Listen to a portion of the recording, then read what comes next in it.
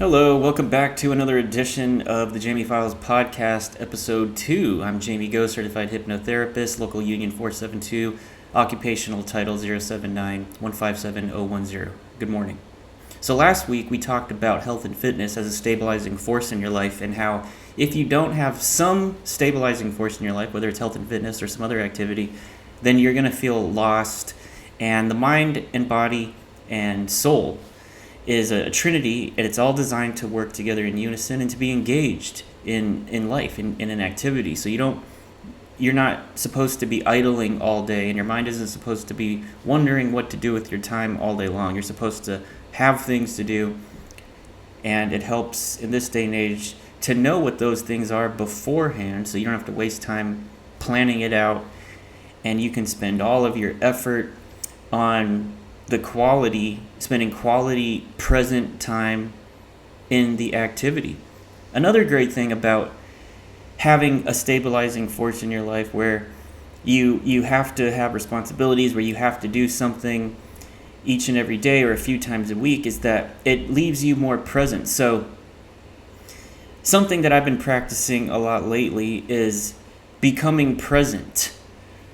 And the reason why it's a little more difficult to become present in this day and age is because most people are on call all the time. We have cell phones. People can reach us at all hours of the day and night.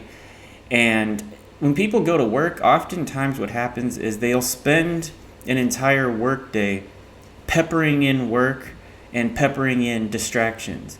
And then so they may spend the whole day working for 8 to 10 hours, and then when that ends, how much work did they really get done? Like, how much of that time were they actually really working? It's probably at the most 4 hours. So what I've been doing now is I've been compressing time.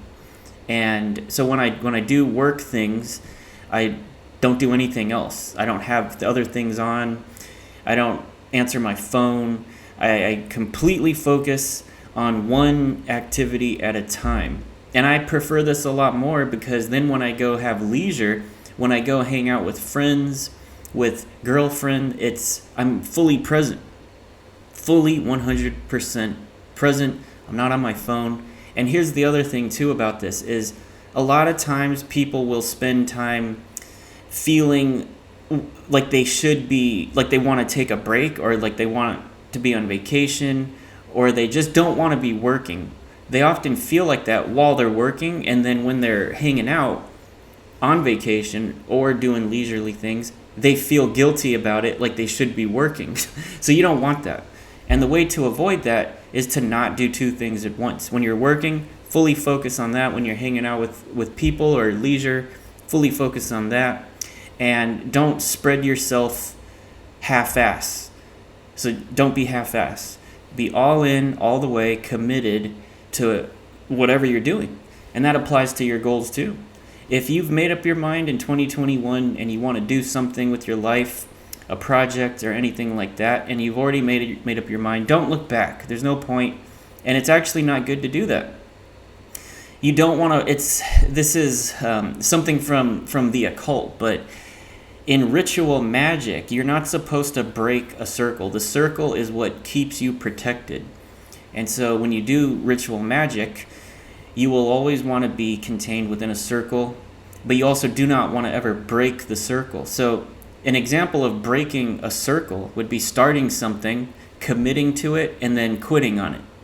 That's breaking the circle. You've already put momentum in action, and then the universe and everything is responding. It thinks that you know what you want, and then you break that cycle or that circle. And now you actually will get punished for that in a weird way.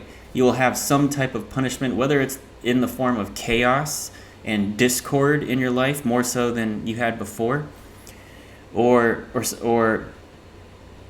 some other even more harmful consequence.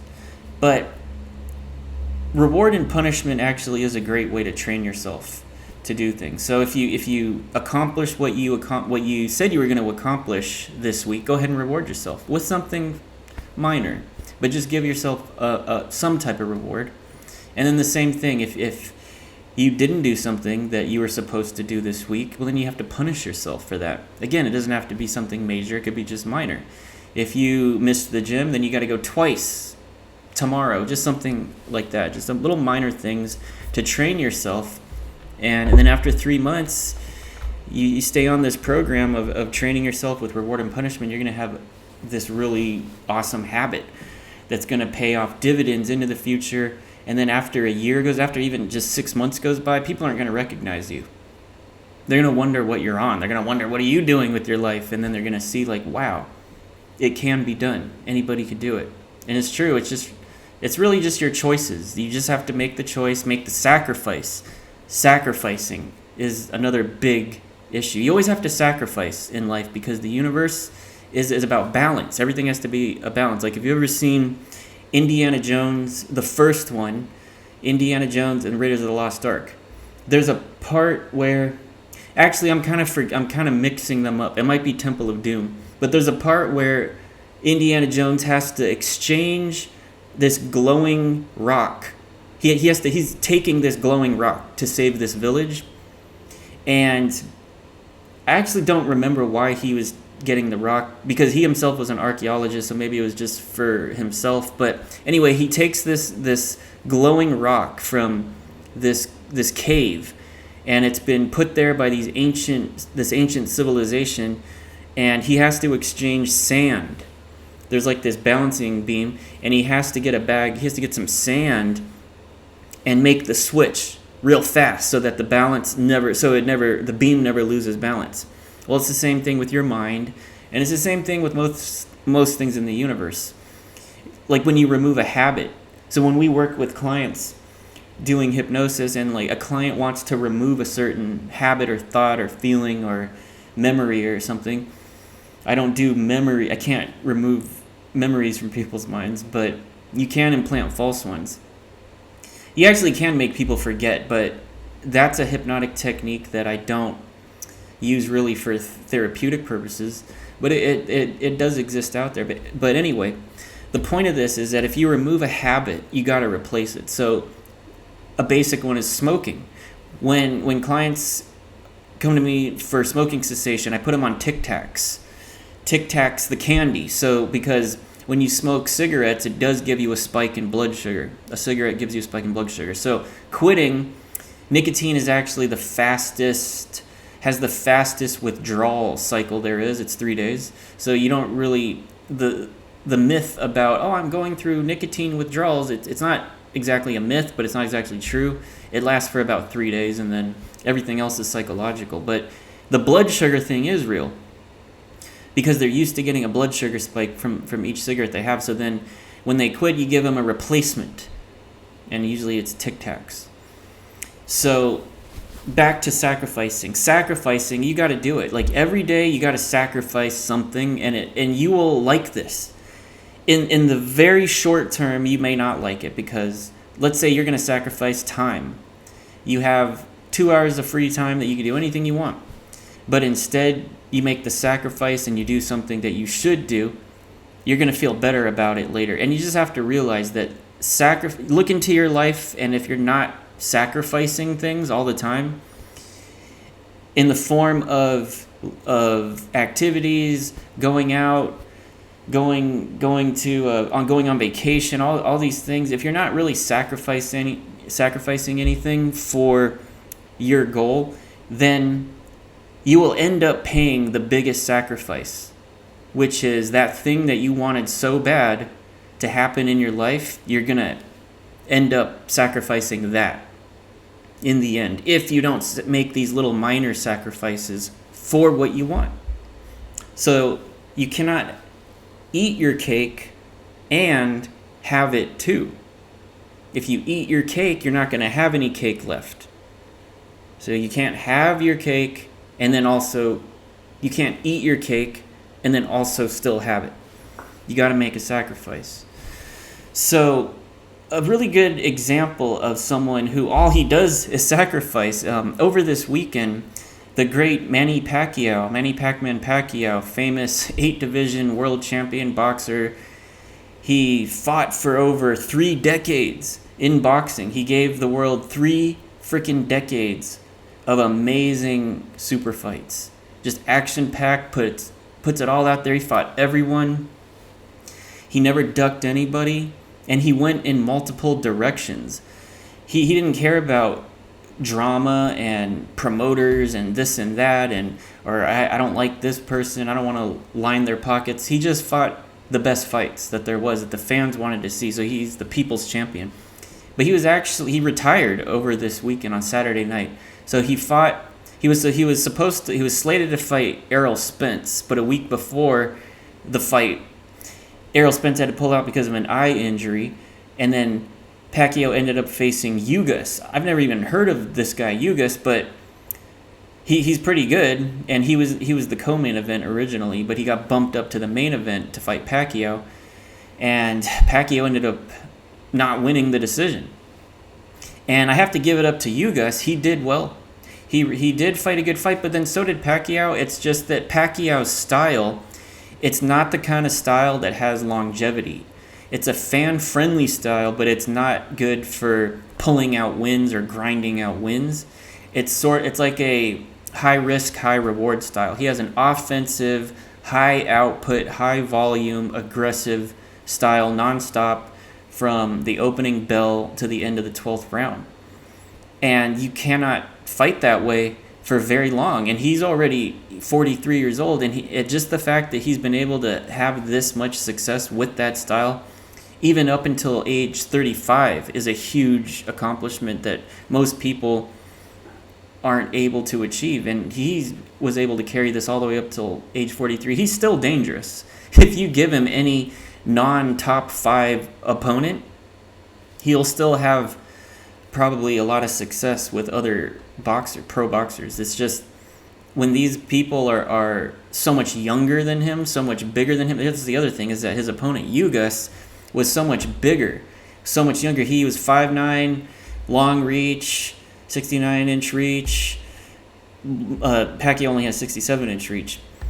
But they say reach advantage doesn't really show up until 2.5 inches, but that's debatable. But the point is, what really won Ugas the fight was the style matchups and the youth. The youth, and just the fact that, like I said, for Pacquiao to pull off the style that he has successfully, age is really one of the biggest factors. But timing beats speed. That's one of the things that if you have a really fast opponent, you can use timing to overcome the opponent's speed, and in this case, that's what happened. Pacquiao is known for having the speed. You could see how fast he is. You could see his hand speed, everything. But Ugas had the timing down. So Ugas was able to establish his jab, and he was able to land the right overhand several times on Pacquiao's head, and even to the body.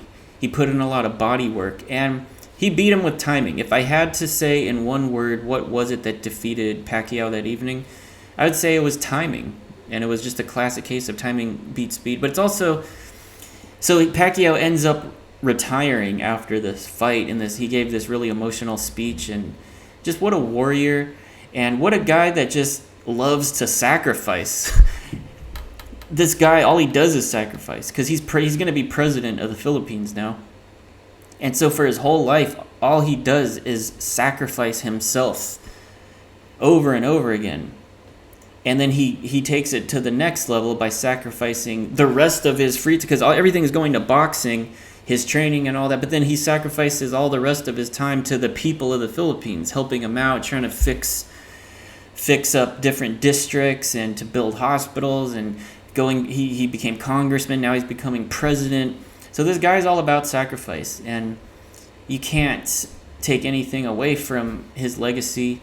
And it's just, he's retiring, but I think we're all it's good to see him retire before getting seriously injured or knocked out again. So it's also a little bit beautiful in some sense, because Pacquiao first made his name on the stage as a replacement fighter against the African champion Ledwaba. Pacquiao took the fight on a few days' notice as a replacement, ended up getting a knockout. So he began and put his name on the map as a replacement fighter, and then his career ends with a replacement fighter in Ugas. Ugas was the replacement fighter. Pretty sad, but also joyful in some weird way. But that's an example of sacrifice. And the mind is weird. It plays tricks. There's things that in our minds that may tell us that let's just take the easy road out, and let's just seize the moment and use it for something that doesn't have long-term benefits. But if you can develop the habit of sacrificing things for the bigger payoff, that's actually one of the largest indicators of success. So they say. There's experiments where they give babies or toddlers candy, and they say, well, if you wait for a few minutes, I'll come back with 5 candies. And if you're able to do that as a young toddler, it's supposed to be able to dictate or determine your success later on as an adult. And they've done a whole bunch of studies on this, and it turns out to be kind of true, because really that's what is required to accomplish anything. It's simply sacrifice, and it's discipline and sacrifice. If you could just master those two things, you're going to be so much more ahead of the curve, because talent cannot take you far enough. A hardworking person that's just dedicated, obsessed, and will repeatedly do the same thing, practicing over and over again, drilling, is going to actually outperform someone who has all the talent in the world but doesn't try to hone their craft. Whatever craft you're doing, you've got to hone it. And the best time to hone it is actually when you don't feel like it. The best time to hone it, because that's prime time right there. It's just like when working out. When are you actually getting the most benefits? It's when you've already reached exhaustion, and then it's the reps after you've exhausted yourself that you get the most benefits. And to be a professional, this is what's required, because people take days off. Non-professionals take days off, or they quit under pressure. They can't strap pressure on their back and come out the other end successful. That's something that a professional can do, because they've spent a lot of hours and time training themselves to be that way. So one of the ways you train yourself is that if you don't feel like doing something, just do it anyway. You don't want to rely. That's why I say to set up your week, to set up your days beforehand, so that way it's easier on you. Because if you don't set things up first, you're going to find an excuse. It'll be easier for you to find an excuse, because it's just like people with any basic job. It doesn't matter what job it is, like stocking shelves or something. Even if you don't feel like going to work, you'll go to work because you know that you're scheduled to work that day. So same thing with you freelancers or entrepreneurs, like people that are working for yourselves, and you're trying to self-motivate. Don't rely on motivation and willpower. Motivation and willpower is determined by the amount of glucose in your blood and the amount of sleep you had.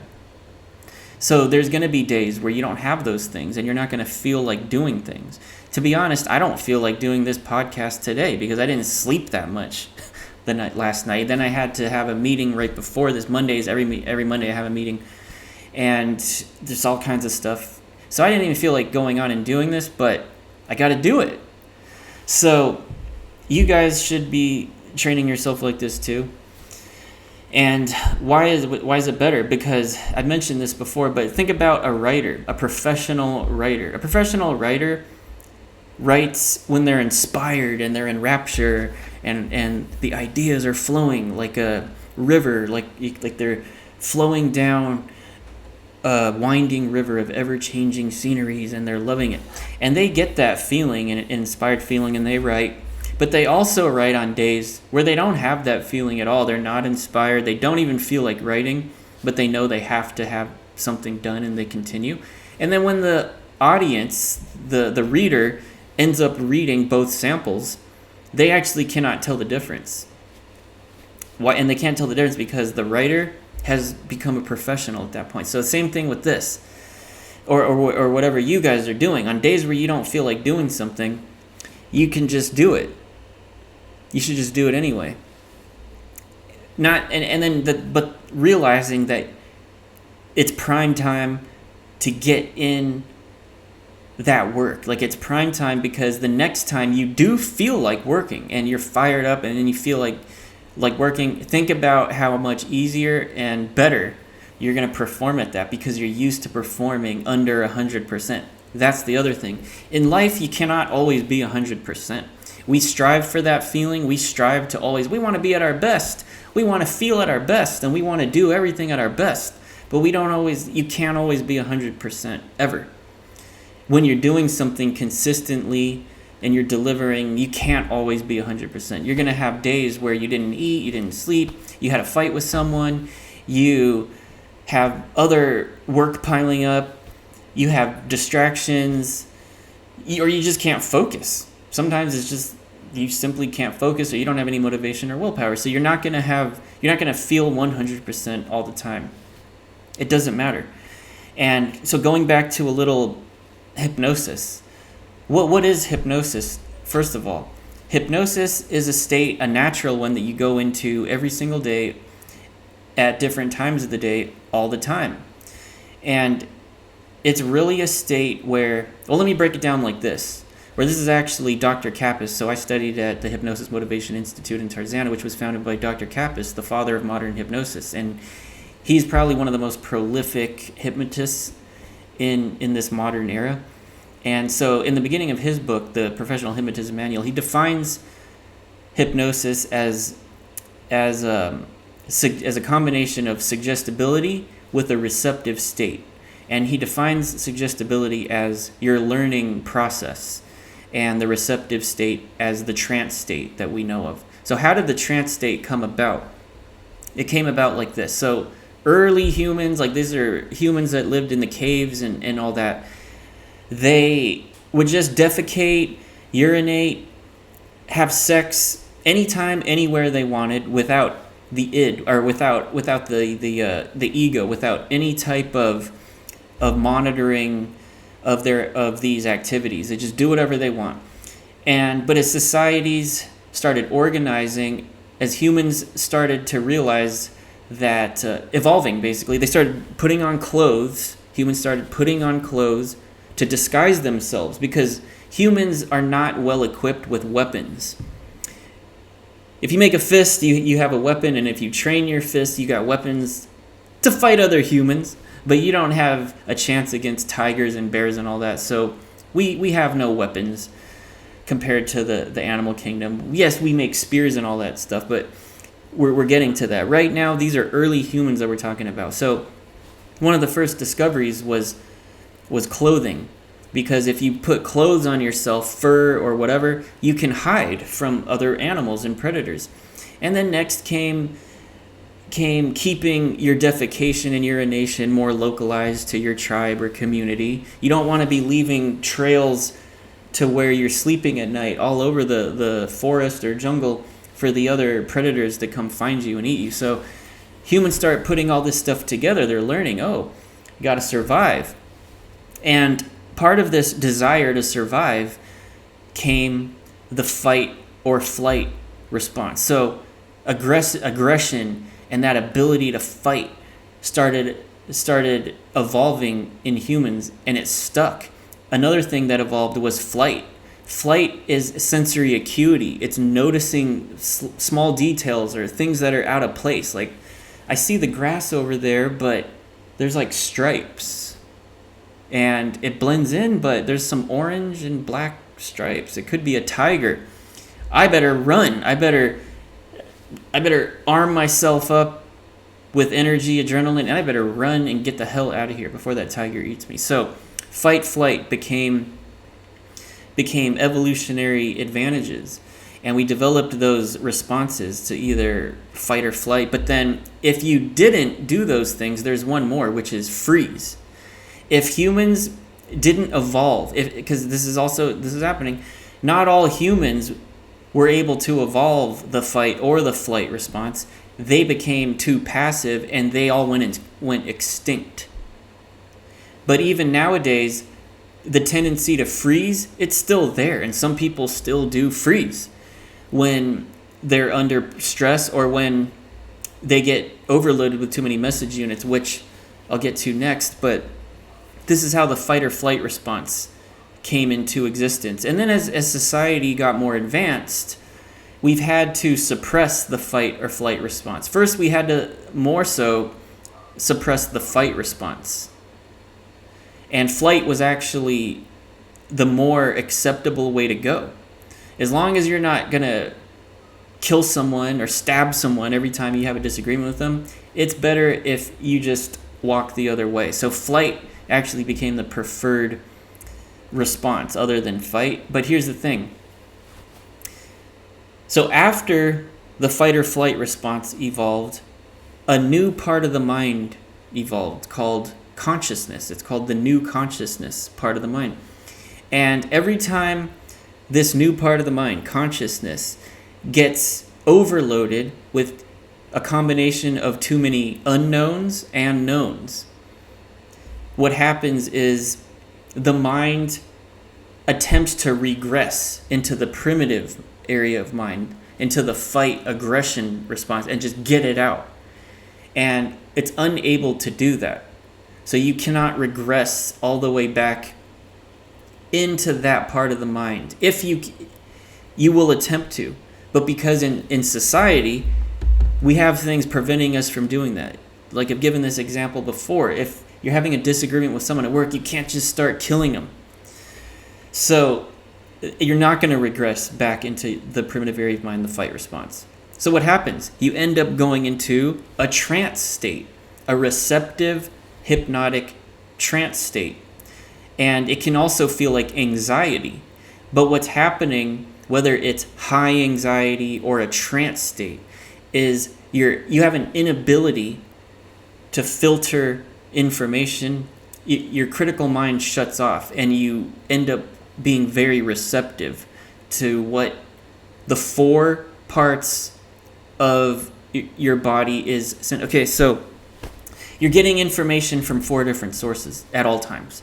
The first one is you're getting information from the environment. Whatever sounds and is going on, whatever stimuli and sounds are going on. If there's people, if you're watching the news, you're taking a class, if you're at work, if someone's talking to you, you're taking in that information from your environment, but you're also taking in information from your body.